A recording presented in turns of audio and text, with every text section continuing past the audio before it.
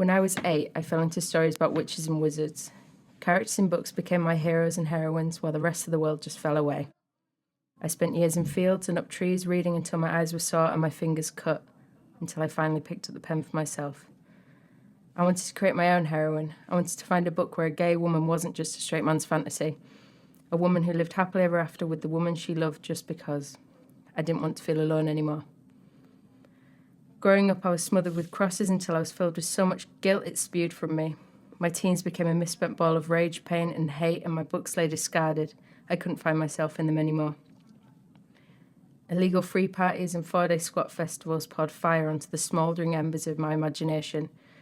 Where there is darkness, there will always be light, for with the freaks you will find the poetry. During my late teens, I was starting to find my voice, but it continued to be crushed from my lungs by the overwhelming, unrelenting fear that my friends would think less of me and my mum would no longer love me. I escaped on a £12 plane ticket to Malaga, hitchhiked my way around the country with nothing more than a sleeping bag, a few clothes, a pen and a notebook. The voices in my head were muted. My inspiration found in every conversation, every swim in a lake, every car journey with a stranger. I returned to the UK 4 months later, rejuvenated, a notepad filled to the brim with new ideas and a new perspective, but the weight still sat heavy on my chest. They say when you're not looking for love, you'll find it. Love for me was a blonde-haired, tattooed skateboarding poet. She picked the lock and exercised the voices with one sweet kiss, filling my heart with more happiness and freedom than I ever thought possible. My love held me in her arms the night I told my mother I would never be able to love men the way I love women.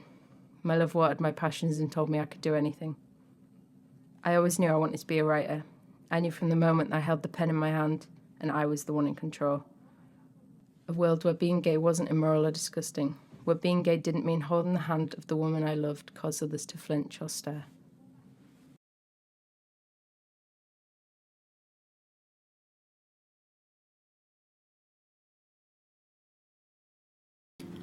When I was 8, I distinctly remember writing a lot of the time. Before that, I acted out stories with dolls, often memories of past experiences of abuse or bullying that my parents did not know about. Not because I wanted to remember, but to come to terms with what happened. I wrote for the same reason that I read. I could enter different worlds full of witches and wizards, vampires, fairies and demons, where eventually the protagonist overcame the antagonist. This is still an important thing for me to remember in a world focusing on the negatives. Writing was, and still is, a form of freedom and escapism from everyday life. Turning 14 was the year I began to see things differently. I started to feel extremely depressed and become really anxious. I didn't feel that I had anyone to talk to, so again I turned to writing. I could control the fate of the characters I created, keep them alive or kill them off in a tragic setting. I was in control of their emotions and their actions. I could write more freely with these emotions in my head. I could create worlds better than my own, full of colour and happiness instead of grey gloominess. Writing comes to me like breathing. It's an automatic response. Second nature. Music playing from speakers of my laptop produced ideas dripping from a tap, one at a time, each pooling at the bottom into one big idea, and have to start planning it immediately. Lack of sleep just means more caffeine for me, but writing was harder than just spewing words onto a page. As I got older, I focused on writing more as a career than a hobby. It felt right to be able to be any character that I could think of, instead of being stuck one person with one career path. As an author, I could be anything. My family didn't really accept that I wanted to be a creative writer instead of something more practical. Coming to university was partly a way of justifying the amount of writing that I do, but also as a career path towards being a publisher.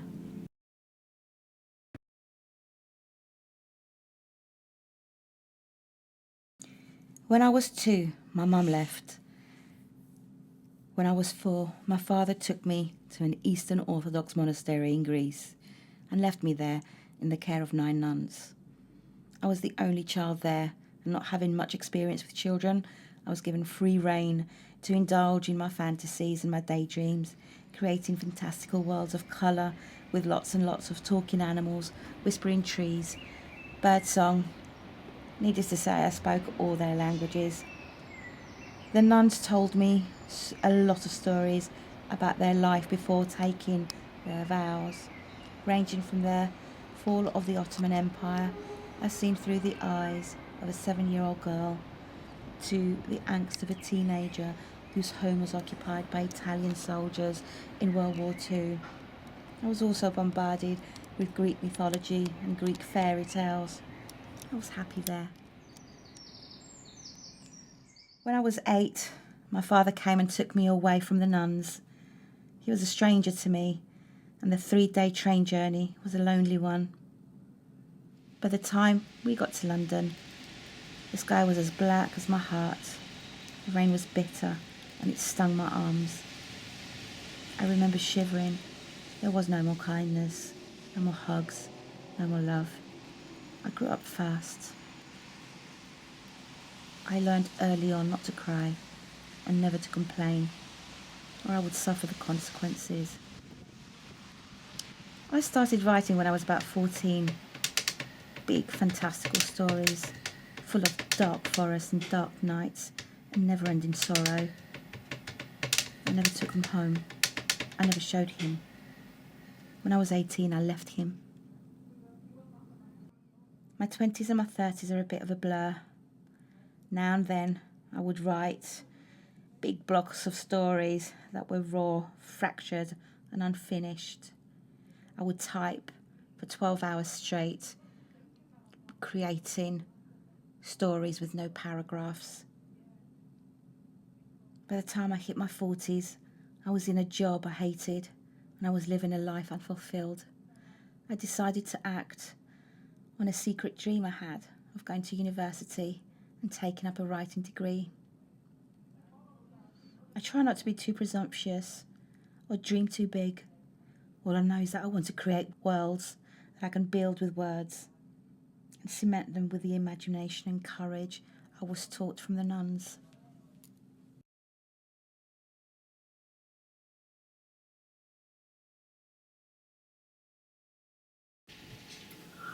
What makes you write? What makes me write?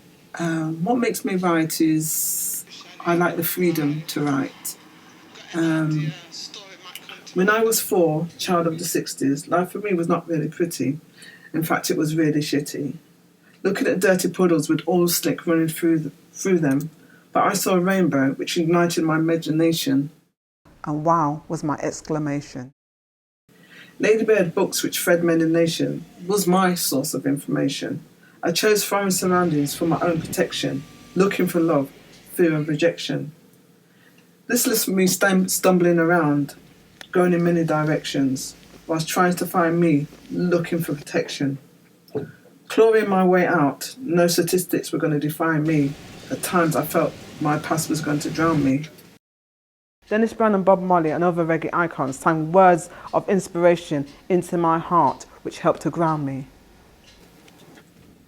So now I continue on my journey of life with so much more to be discovered. Visions of mum and grandma smiling down upon me from above, giving me another reason to fulfill what feels good. I enjoy writing. I find it very exhilarating, appealing, revealing. It makes me feel good. It makes me feel happy. I can express myself without anybody telling me, oh, that's right or that's not right. I'm in control of my own expression. I feel like an artist painting with words rather than paints. I find it interesting. I find people feel comforted by some of the words that I've written. It helps me to get through my day as being a carer and giving to somebody. I feel as a writer, when I write, I'm giving to myself.